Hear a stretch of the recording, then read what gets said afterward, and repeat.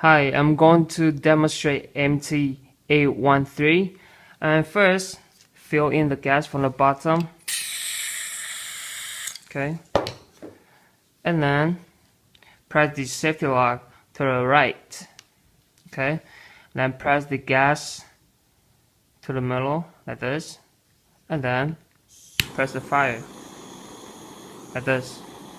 To continue the fire, press this button to the right, let it go just like this.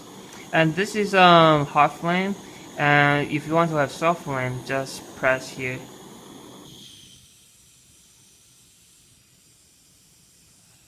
Hot flame, soft flame, hot flame, soft flame. Okay, to turn out, just press the continue flame to the left. Okay, then press the safety lock to the left.